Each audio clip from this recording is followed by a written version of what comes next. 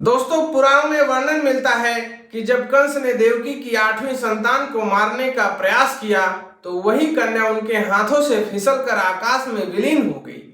वह कन्या कोई साधारण बालिका नहीं थी, वह थी योग माया। योग माया ने कंस को चेतावनी दी कि उसका अंत निकट है और फिर वह विंध्य पर्वत पर प्रकट हुई। आज वही योग माया मां विंध्यवासिनी के रूप में यहाँ पूजी जाती है। दोस्तों, मां की मूर्ति स्वयंभू मानी जाती है।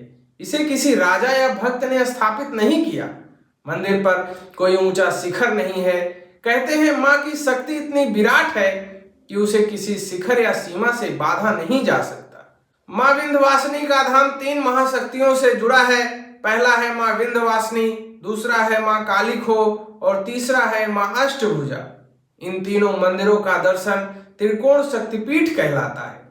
जो भक्त इन तीनों के दर्शन कर लेता है उसके जीवन के दैविक और भौतिक कष्ट धीरे धीरे समाप्त होने लगते हैं। नवरात्रि के दिनों में विंध्याचल पूरी तरह बदल जाता है। लाखों श्रद्धालु मां के दर्शन के लिए आते हैं, घंटों की प्रतीक्षा करते हैं, लेकिन चेहरे पर थकान जरा सी भी नहीं महसूस होती, क्योंकि भक्त मानते हैं जब तक मां ना बुलाए दर्शन नहीं होते। एक मान्यता यह भी है कि गंगा मां विंध्यवासिनी के चरणों में आशीर्वाद लेने आती हैं। इसलिए यहाँ मां गंगा की धारा मां के मंदिर के पास कुछ समय के लिए स्थिर सी लगती है।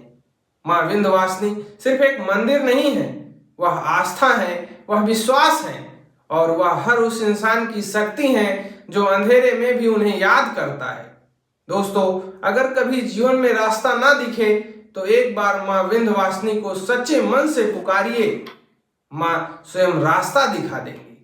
दोस्तों, यही था मां विंध्यवासिनी से जुड़ी कुछ बातें मैंने आप सभी को बताया।